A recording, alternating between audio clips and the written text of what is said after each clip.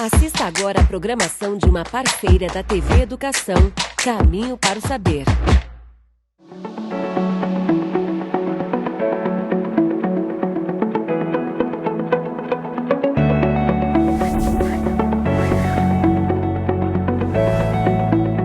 Olá pessoal, está começando agora mais uma edição do Educação em Rede, o seu programa de educação, cultura e informação produzido pela Universidade Estadual do Maranhão em parceria com o Governo do Estado por meio da Secretaria de Educação. E olha pessoal, hoje a gente vai falar sobre um tema muito interessante, sobre o uso de histórias em quadrinhos como ferramenta importante na educação. Isso em sala de aula, onde os professores podem debater diversos assuntos em várias disciplinas por meio das histórias em quadrinhos. Para falar um pouco mais sobre esse assunto, a gente conversou com o professor e pesquisador Márcio dos Santos Rodrigues. Ele é doutorando em História e pesquisa as representações da Amazônia nas histórias em quadrinhos da década de 1970 até os dias atuais, além de outras referências de sociedades representadas por meio dessas ilustrações nos quadrinhos. A gente vai assistir essa entrevista muito legal agora. E é isso, pessoal. A gente vai começar agora a conversar com o craque quando o assunto é quadrinhos, viu? A gente vai falar com o professor Márcio dos Santos Rodrigues, que é doutorando em História pela Universidade Federal do Pará e pesquisa representações da Amazônia nas histórias em quadrinhos da década de 1970 até os dias atuais. É isso, Márcio. Seja bem-vindo à Educação em Rede. Olá, Lucas, né? Obrigado pelo convite, né? Então, atualmente eu tenho feito minha pesquisa no doutorado e ela é relacionada com a Amazônia, só que como pesquisador de quadrinhos, acabo também enveredando por outros temas, não apenas sobre a Amazônia, mas percebendo como as histórias em quadrinhos são um objeto cultural que pode ser incluído em práticas educativas ou no campo da pesquisa de forma geral. Perfeito. Você pesquisa quadrinhos, a gente vai falar hoje, nosso papo é muito pelo rumo acadêmico da coisa, né, de como os quadrinhos podem ser utilizados em sala de aula para trazer reflexões sobre os mais diferentes temas, mas a gente está falando de uma paixão que você tem desde sempre, né? Eu estou vendo sua estante aí cheia de quadrinhos. Você já leu todos esses aí? Geralmente essa é uma pergunta que faz para quem é colecionador, né? Uhum. Não li tudo, mas estou caminhando para ler, né? Essa questão relacionada aos quadrinhos vem desde a minha infância, né? Eu sou leitor desde os meus 4, 5 anos e sempre tive contato com os quadrinhos, só que chegou um determinado momento, né, da minha trajetória de vida em que eu resolvi pesquisar as HQs de um ponto de vista acadêmico, percebendo nelas como um material bastante sério, material que carece também de maiores reflexões pelo meio acadêmico ou por professores de forma geral, e o que inicialmente era uma paixão, né, acabou se tornando uma profissão. Então, atualmente tenho sido pesquisador, mas não só. Eu tenho feito um trabalho de forma bem geral com relação às histórias em quadrinhos, transitando tanto pela pesquisa, quanto pela edição e pela tradução. Perfeito. E até porque quando a gente fala de histórias em quadrinhos, às vezes a gente pensa que é só aquela história do vilão contra o mocinho, mas tem muita coisa, por muitas camadas, né, dentro dessas histórias, e é isso que faz você ter material para transformar em pesquisa e tudo mais. E é um dos assuntos que a gente vai falar agora, porque você desde 2017 pesquisa sobre a Amazônia, né, nos quadrinhos, no contexto dos quadrinhos. Explica para a gente um pouquinho sobre essa sua pesquisa. Sim, essa minha pesquisa ela é desenvolvida no doutorado, né? Eu já tinha material sobre a Amazônia de outros momentos, né?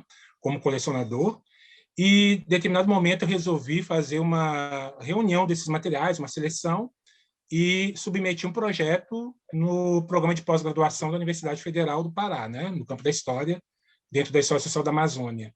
Então, a minha pesquisa ela é muito centrada num recorte que é transnacional, um recorte que ela é de uma história mais global, já que a Amazônia é um tema que é bem local, mas também internacional. Quando se fala do Brasil, lá fora, geralmente as pessoas pensam no Rio de Janeiro, ou então na Amazônia, são os estereótipos do Brasil. Então, eu falo desde quadrinho que é produzido em 1970, no Japão ou na Itália, até quadrinhos também do período atual, né? Que são dentro de variados recortes, desde o folclore, com temas que são também de uma Amazônia mais urbana, mas aquelas imagens também cristalizadas no imaginário, como o da floresta, né? Então, tem a minha pesquisa dentro dessas possibilidades com os quadrinhos de temática amazônica.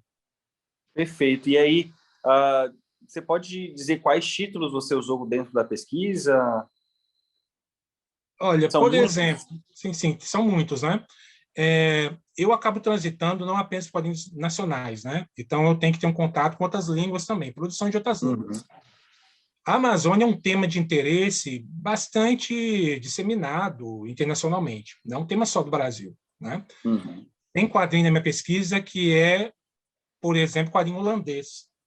E aí é um Nossa. quadrinho holandês, mas feito por brasileiros, tipo Tamba, do Mozart Couto. É uma produção, uma transição dos anos 80 para 90, quando a Amazônia entra dentro de um interesse internacional por um recorte que é da ecologia, né? No contexto dos anos 1980, a Amazônia acabou virando uma espécie de preocupação por causa de questões ambientais. E aí houve interesse internacional. Então, na minha pesquisa, tem desde quadrinho italiano dos anos 1970, mas no mesmo período tem um personagem, por exemplo, que é japonês, o Kamen Rider Amazon, né? Que é um personagem japonês que é da série dos Kamen Riders. Mas só que é diferente dos Kamen Riders, né? Que são figuras meio que insetos, né? Ele tem uma figura que lembra um aspecto meio camaleônico, com elementos japoneses também de um peixe das profundezas, que tem uma espécie de antena. Então, diferentemente dos outros Kamen Riders, né? Ele é uma fera bestial. Então, ele serve para pensar essa oposição entre civilização e barbárie. E geralmente se pensa isso quando se vê a Amazônia, né? A Amazônia nunca é o espaço da civilização, é o espaço do atraso, é o espaço da barbárie. E isso vai até em fontes que não são quadrinhos. Se a gente for pensar, por exemplo, nos videogames, tem um personagem lá que é o Homem-Fera Blanca, do Street Fighter, que todo mundo acha que conhece, né? E é essa representação bestial da Amazônia. Ele tem alguns ecos ali que lembram até a figura do Curupira, mas aí a minha pesquisa ela transita dentro dessas fontes. Perfeito. E, Márcio, que tipo existe algum tipo de padrão, né? Você estava falando aí da Amazônia ser sempre retratada de uma maneira específica. O que você percebeu fazendo essa pesquisa que você fez? Assim? O pessoal tem uma imagem boa, ruim, estereotipada da Amazônia. Como é que você avalia? A primeira coisa, até de ordem meio de brincadeira, um padrão é que é muito verde. A minha tese, quando eu terminar, ela vai ser uma tese muito da cor verde. Tem um elemento que é bem recorrente, a floresta, né? Mas tem outros elementos que acabam fazendo parte, como dos rios. Então, tem alguns quadrinhos que o personagem principal é o rio. Isso é um recorte. E esse recorte ele passa por uma ideia de natureza, de ecologia, mas, ao mesmo tempo, também, essa noção está relacionada com mazelas sociais, problemas, né, da ordem do desmatamento. Então, tem quadrinhos de personagem folclórico que servem para discussão de temas ambientais, mas, ao mesmo tempo, tem um contraponto também. Eu gosto quando aparece um quadrinho que não tem tanto verde, quando aparece uma ideia de Amazônia mais urbana, como um quadrinho que é o Cacinha do Pará, que é do Gildarte Júnior, que até ganhou o Prêmio Jabuti. É um quadrinho ambientado em Belém, de um personagem que é um menino com cabeça de urubu, que é uma figura bastante presente na paisagem belenense, né? A figura do urubu. E esse garoto é um menor de rua, é um garoto na situação de um menor abandonado. E ele vive na área do Velo-Peso. Então, é um quadrinho que apresenta uma ideia de uma Amazônia mais urbana, uma Amazônia mais crua, como todas as capitais, né? Vamos pensar, Belém é uma capital como outra qualquer, né? E aí essa noção ela se contrapõe essa noção dessa Amazônia carregada de verde, que ao mesmo tempo ela é um elemento da floresta, mas também pode ser um elemento infernal. Então tem alguns padrões que eu identifiquei na minha pesquisa, né? Tem um capítulo lá que eu vou dedicar algumas representações, como de figuras de nazistas na Amazônia, imagens de aviões que sempre caem na floresta, né? E também alguns elementos lá que são de ordem até meio sobrenatural, ou então até de ficção científica, com presença de alienígenas. Mas isso está tudo relacionado na imaginação em torno da região, porque é esse espaço que ele não é controlado pela civilização. E aí você vai ver essas figuras que são do cenário fantástico aparecendo na Amazônia, né? E Márcio, me tira uma dúvida. O que a gente vê por alto pesquisando sobre quadrinhos é que que os quadrinhos ao longo da história eles vão acompanhando a evolução da humanidade, num período em que, por exemplo, lutas sociais estão muito em evidência, os quadrinhos acabam indo, né, nesse caminho também, né, trazendo heróis com esse tipo de pauta e não só aquele maniqueísmo de bem contra o mal, enfim. Você acaba dando camadas, né, para essas histórias. Nas histórias relacionadas à Amazônia, prevalece o estereótipo ou eles tentam também acompanhar as pautas que vão surgindo de acordo com a evolução assim dos tempos? Sim, depende, né? Eu acho que eu vou pegar até um quadrinho para te mostrar. Esse aqui, que é o Tiki, né? Sim. Acontece. Esse aqui é também estante da parte da Amazônia, né? Esse aqui é um quadrinho que ele é italiano, né? Que acontece? Perfeito. Esse quadrinho italiano, ele é desconhecido no Brasil até então. Ele foi publicado no período dos anos 2010, né? Da década de 2010, que é o Tiki e o Menino Guerreiro. Ele é de italianos, né? O que esse quadrinho fala? Ele foi publicado aqui no Brasil em 2013, né? E aí esse quadrinho ele fala de um episódio que não era tão conhecido nosso, que é da construção da Transamazônia, né? Da Avenida Transamazônica, né? E aí lá houve extermínio de indígenas. Então esse quadrinho aqui ele foi produzido por italianos, publicado na Itália, falava do Brasil, denunciava uma situação do Brasil que depois só foi descoberta por relatórios, né, do governo, que da época da ditadura denunciavam até os crimes cometidos contra indígenas, né, na região da Floresta Amazônica, né, amazônica. E era um quadrinho que até então desconhecido e fazia essa pegada mais social de denúncia. Então os quadrinhos eles acabam acompanhando temas que são do social. Por quê? Porque os quadrinistas eles produzem determinados contextos, eles não são alheios, né, a essas questões sociais, eles se pronunciam, hasteiam bandeiras, engendram posições, tentam convencer, o que faz com que o quadrinho seja de entretenimento mais descartável, mais banal, destinado a um mero consumo rápido, né? Mesmo esse quadrinho ele tem temas ali que são de importância social, querendo ou não. Em maior ou menor grau, eles levantam essas polêmicas. Eles são inseridos em polêmicas, né? Em territórios de disputa e negociação em torno de pautas que são de interesse para todos, né? Hoje os quadrinhos incorporam questões de gênero, pautas que são progressistas, ou então tem quadrinhos que também são de uma perspectiva mais conservadora. Hoje tem isso no mercado, né? Na verdade sempre houve. É porque os quadrinhos eles são eminentemente políticos.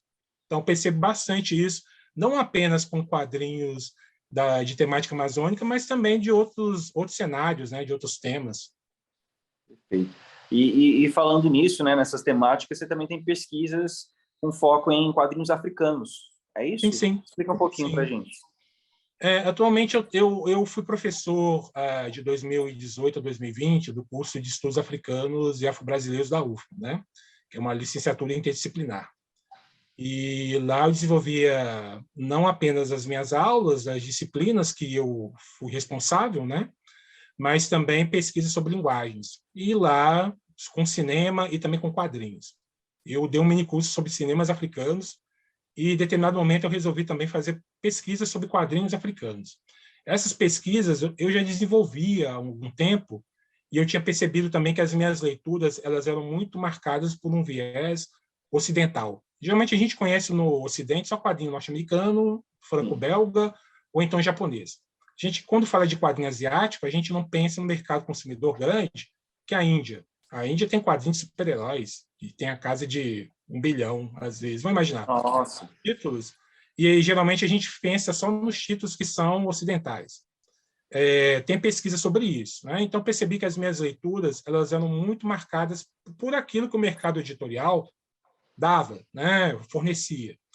E aí eu comecei a perceber que havia uma defasagem, que era no caso desses quadrinhos. E um deles foi os quadrinhos africanos. Eu já tinha feito um curso, né? Desde 2014, que eu sou mineiro de nascimento, morei em Minas Gerais até os 33 anos, né? Moro no Maranhão há 7 anos, né? Vou fazer 40 agora.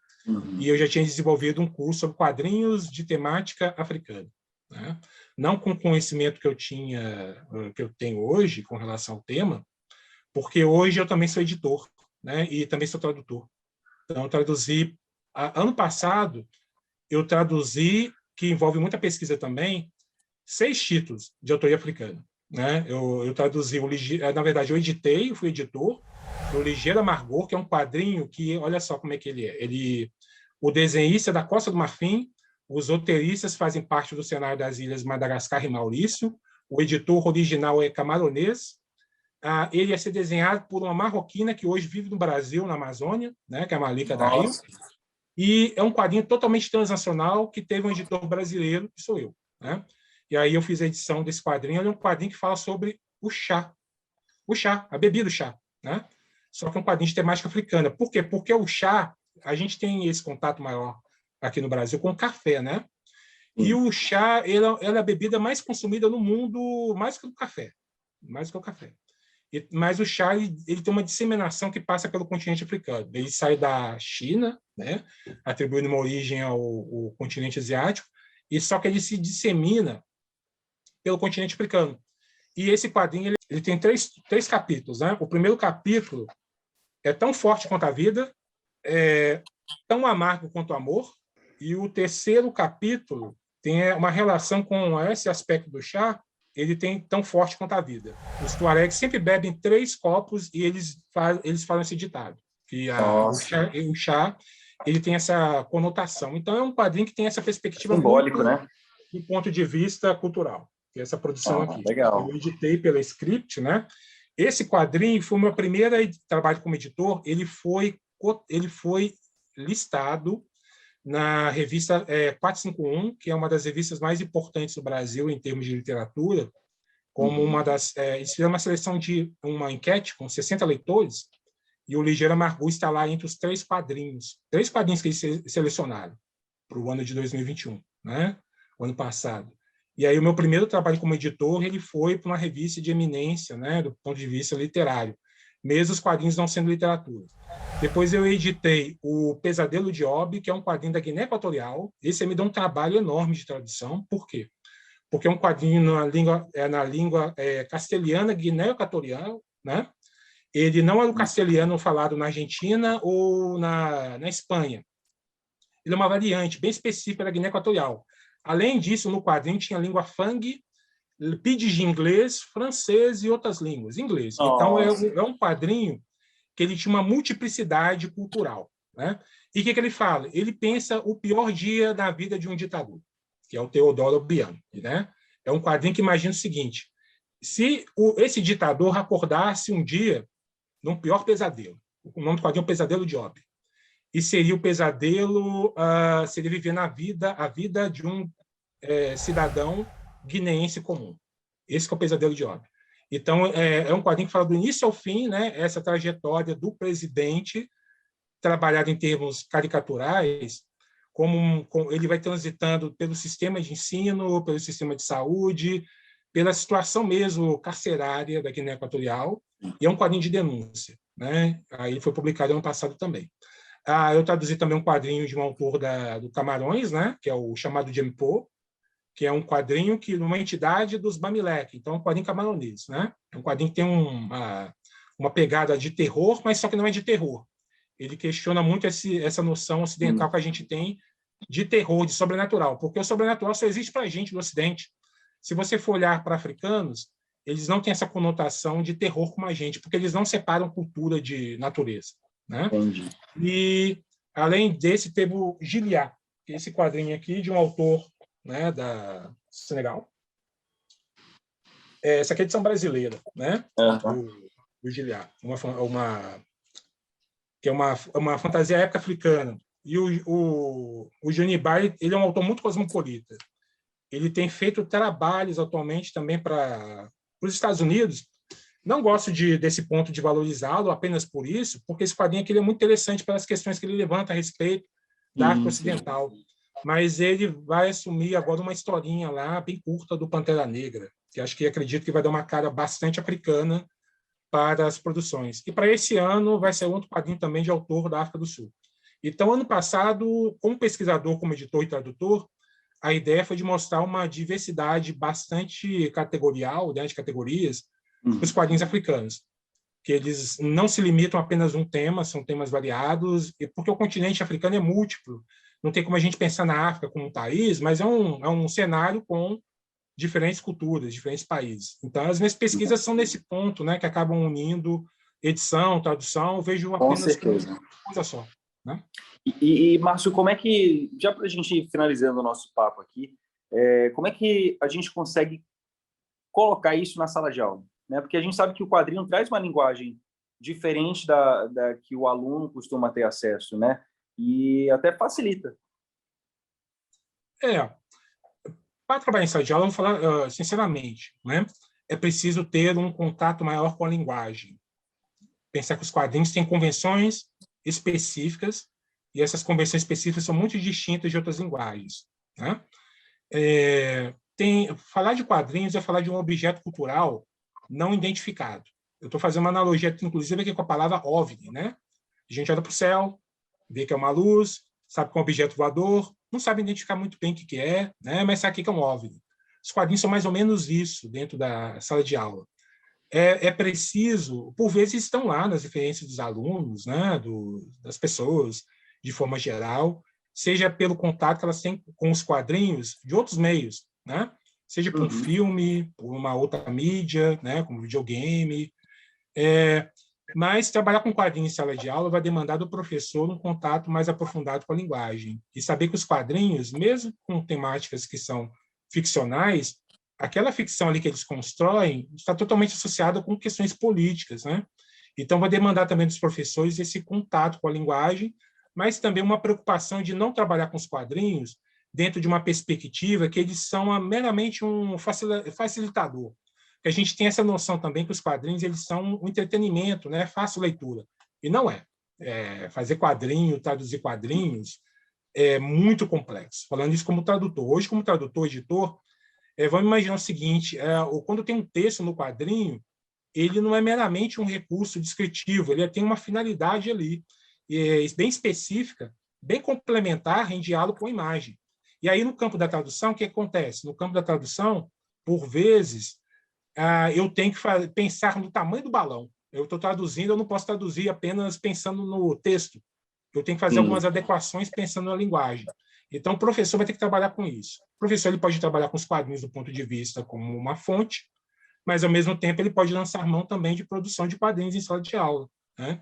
Que é bastante interessante também. Ele pode transitar pelos mais variados campos do saber, desde as exatas até as humanas, pensando com os quadrinhos, né? Ir trazendo para dentro da sala de aula e ajudando o aluno a interpretar, né? Não deixar solto. E ajudando ele a fazer a interpretação. Agora, Márcio, só para a gente finalizar aqui, nosso tempinho está curtinho só. Quem quiser saber um pouco mais sobre o seu trabalho, suas pesquisas, tem algum canal que as pessoas possam procurar? Sim, atualmente eu tenho desenvolvido reflexões num canal chamado Quadrinhos Africanos. É só digitar lá no campo de busca do YouTube, Quadrinhos Africanos, que você só vai encontrar esse canal sobre quadrinhos africanos. Infelizmente, né? Porque eu acho que é um cenário bastante diversificado e pouco conhecido por nós, apesar da nossa relação com o continente africano, né? Do Brasil ser um país afrodiaspórico, mas a gente acaba não tendo contato com as produções desse cenário, desse continente que é muito amplo, né? Então tem esse canal, mas no canal fala de outros temas, fala de mercado editorial, fala de temas de pesquisa, né? De outros assunto super interessante, Márcio. Eu queria muito que a gente tivesse mais 2 horas de programa aqui para a gente ficar conversando. Espero te receber novamente em algum momento aqui no Educação em Rede. Queria agradecer muito sua paciência de estar aqui com a gentileza também. Obrigado, viu? Não, eu que agradeço pela escuta, também pelo espaço de diálogo. Perfeito. Muito obrigado. Pessoal, quem quiser saber mais, Márcio deu o recado, tem um canal no YouTube, pesquisem. O Educação em Rede vai fazer um rápido intervalo. A gente volta daqui a pouquinho com mais conteúdo para você. Até já.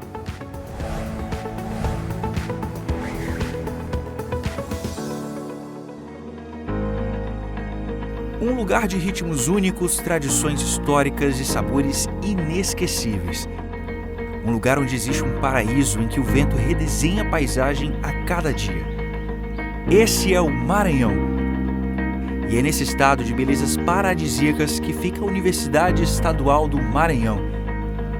E é nela que vamos nos encontrar em 2022, seja de forma virtual, presencial ou híbrida.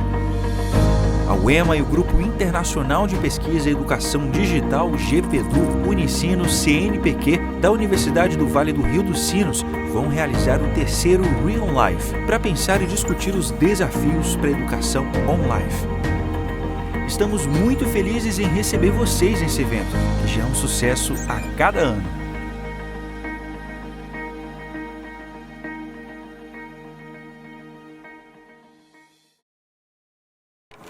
O mundo, mais uma vez, entrou em alerta. A chegada de novas variantes está aumentando os casos de Covid. O governo do estado está abrindo leitos e ambulatórios para atender a população. Evite aglomerações, use máscara, lave as mãos com frequência ou use álcool em gel e tome a vacina. A vacina evita que a pessoa adoeça ou tenha formas graves da doença.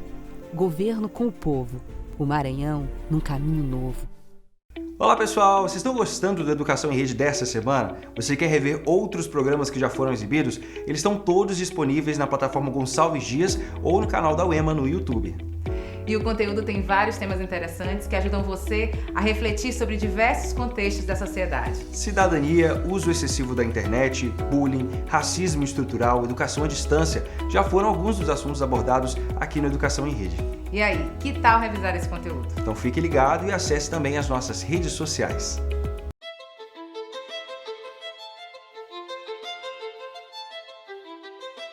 Tudo começa pelo primeiro degrau. Os ambientes estão em constante transformação e poder acompanhar as mudanças faz parte do processo de evolução. Hoje, a sala de aula mudou e virou a nossa casa. Professores precisam se adaptar à nova realidade, mas não precisam passar por isso sozinhos. Quem quer chegar ao topo não pode apenas ficar esperando. É preciso subir degrau por degrau. Escada. A plataforma de cursos abertos da UEMA é um caminho rumo ao topo, mas principalmente rumo à transformação. Aprimoramento profissional, crescimento pessoal. A plataforma aproxima as pessoas dos seus objetivos. Cursos livres online que desenvolvem a competência em diferentes áreas. Mais de 400 mil usuários em todo o território nacional e em outros 59 países. Escada. Experiência e eficiência compartilhando conhecimento e qualificação. Uma plataforma interativa e de fácil acesso, inovadora no uso das tecnologias e atualizada constantemente. A pandemia alterou a vida de milhões de pessoas. Professores e alunos dormiram em um mundo e acordaram em outro completamente diferente. Com novas demandas e exigindo novas habilidades, ficar parado no meio da escada não é uma opção. Buscar o aperfeiçoamento profissional é o caminho. Um caminho que não precisa ser trabalhado sozinho. CAPES e UEMA unidas em prol da educação. Uma parceria que vai ampliar as oportunidades de formação docente. É a expertise da UEMA em desenvolver alternativas inovadoras por meio da plataforma Escada, aliada ao compromisso da CAPES com a formação continuada de professores. Duas instituições por uma educação melhor e mais qualificada no Brasil. 300 mil vagas. 5 cursos especialmente idealizados para os professores. Gratuitos e com certificação, com foco na nova realidade que é aprender, trabalhar e evoluir. Mesmo que não saibamos quando tudo isso vai passar, podemos pelo menos ter uma certeza, a de que um dia tudo isso vai passar. E até lá, a CAPES e a UEMA serão promotoras do conhecimento, do aprimoramento, do aperfeiçoamento profissional e, é claro, da formação de professores. Enquanto houver esperança, sempre haverá um caminho, degrau por degrau, até o topo da escada.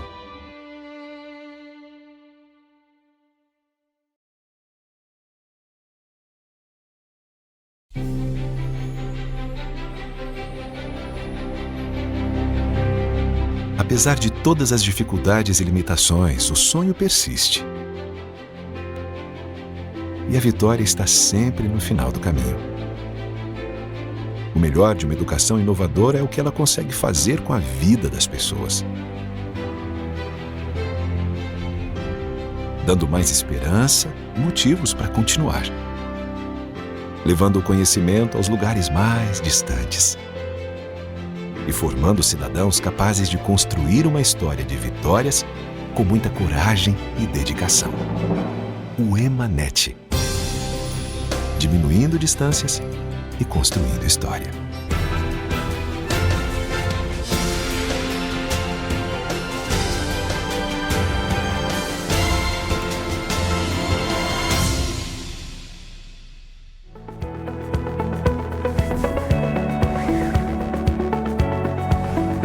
E além do professor Márcio Rodrigues, a gente vai conhecer também o trabalho de um historiador maranhense que narra as histórias em formato de HQ.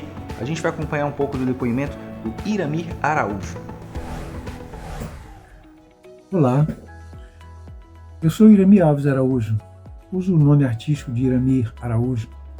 Sou historiador, faço história em quadrinhos, sou roteirista, editor.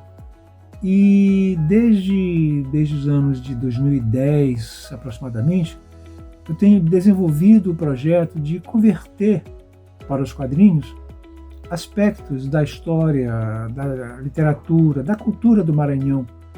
Então, esse tem sido o meu foco no meu trabalho com quadrinhos.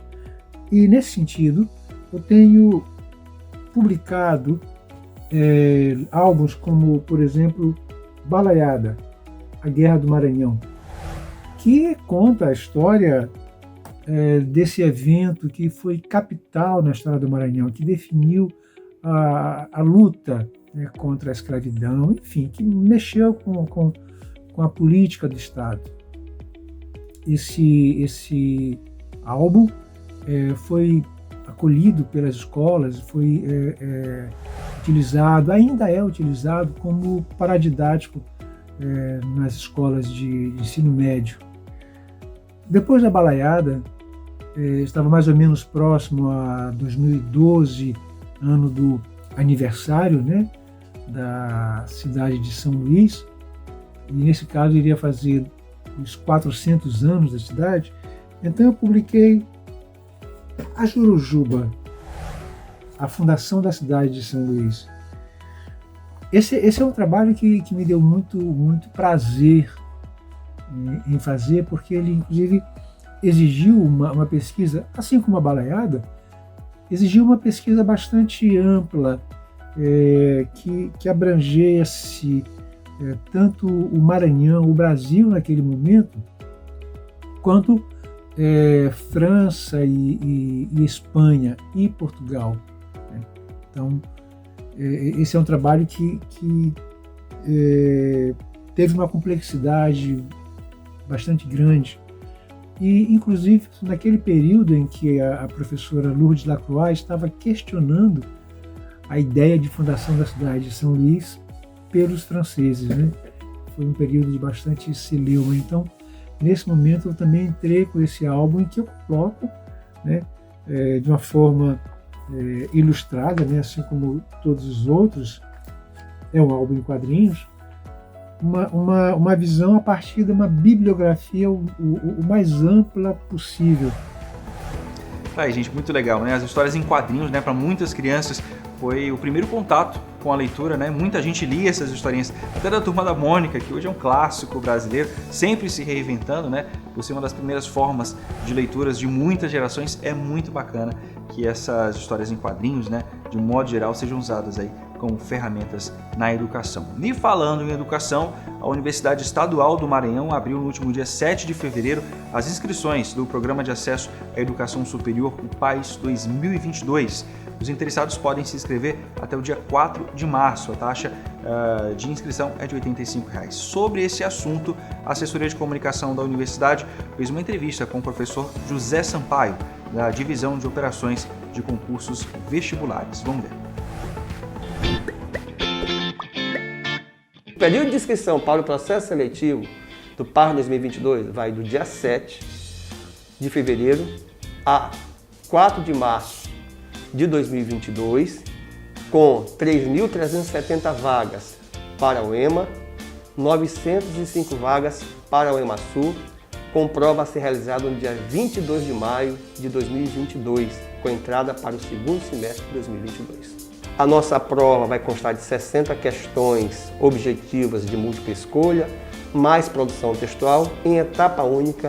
Todos os cursos ofertados pela Universidade Estadual do Maranhão pelo PAS 2022 serão presenciais nos 20 campi da Universidade Estadual do Maranhão e nos 3 campi da Universidade Estadual da região Tocantins.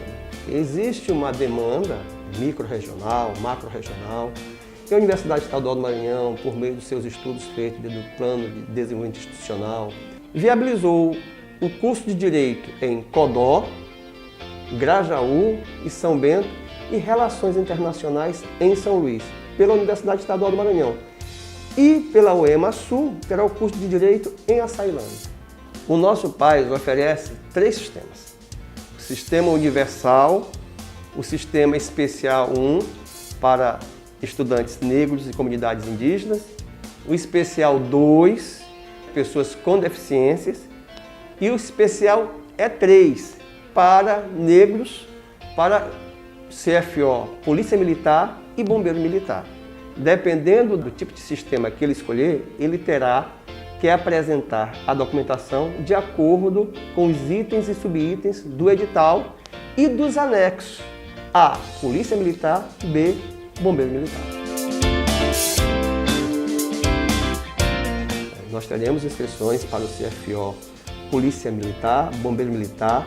Eles farão a prova também no dia 22 de maio. Faz parte da primeira fase deles, exame intelectual. As demais fases, eles farão ao longo do segundo semestre de 2022 e os classificados entrarão no primeiro semestre de 2023. As pessoas entram no paz.ema.br, acessam o link PAS 2022, fazer o cadastro e com o cadastro ter acesso às demais informações do edital e lá terão todas as informações em relação não só ao quadro de vagas, os demais apêndices que falam sobre os conteúdos programáticos. Caso o candidato tenha alguma dúvida em relação ao seu nome, CPF, ele pode entrar em contato por meio do e-mail paz@uema.br.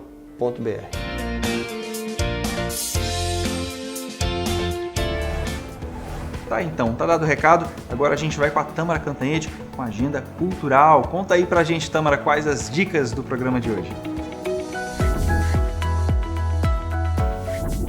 Olá pessoal, eu sou Tâmara Cantanhede, é muito bom estar novamente com vocês em mais uma agenda do Nossa Educação em Rede. E para começar, eu vou reforçar uma informação que o Lucas já passou para vocês. A Universidade Estadual do Maranhão já divulgou o edital do seu processo seletivo de acesso à educação superior. As inscrições já estão abertas e podem ser realizadas até o dia 4 de março, no valor de R$ 85. Fique atento ao prazo. Serão ofertadas 3.370 vagas para o segundo semestre de 2022. A aplicação da prova está prevista para o dia 22 de maio. Agora a dica vai para quem curte literatura popular. A plataforma Escada disponibilizou o curso Literatura de Cordel. O cordel é uma expressão popular que mistura letra, música e ilustrações. O curso é uma oportunidade de conhecer os elementos básicos e o papel social do cordel, buscando a valorização da literatura popular e reconhecimento da pluralidade cultural do nosso país. Legal, né? Para se inscrever, basta acessar escadauema.com, lembrando que os cursos da plataforma Escada podem ser feitos por qualquer pessoa interessada. Possuem certificação, são gratuitos e totalmente online. Bom, para concluir a agenda de hoje, vamos falar sobre o concurso para a criação do hino oficial da UEMA. As inscrições já estão abertas e vão até o dia 18 de março. Podem participar alunos, ex-alunos, professores e a comunidade em geral. Dentre os critérios de avaliação estão citações que contemplem a história da UEMA, composição submetida por meio de gravação em áudio ou audiovisual do hino, letra do hino com identificação de autoria e partitura com melodia e letra. E o vencedor receberá um prêmio no valor de R$ 3.000. Mais informações, acesse o edital no portal uema.br. Bom, Lucas, agora é contigo. Vou ficando por aqui, até a próxima. Bem, o Educação em Rede está ficando por aqui. Para você ver essas nossas reportagens e entrevistas, é só você apontar a câmera do seu celular para o QR Code que está aparecendo aqui na sua tela. Você vai direto para a plataforma, onde tem outros programas que a gente já exibiu por aqui. Bem, até semana que vem. Uma ótima semana para você. Até lá.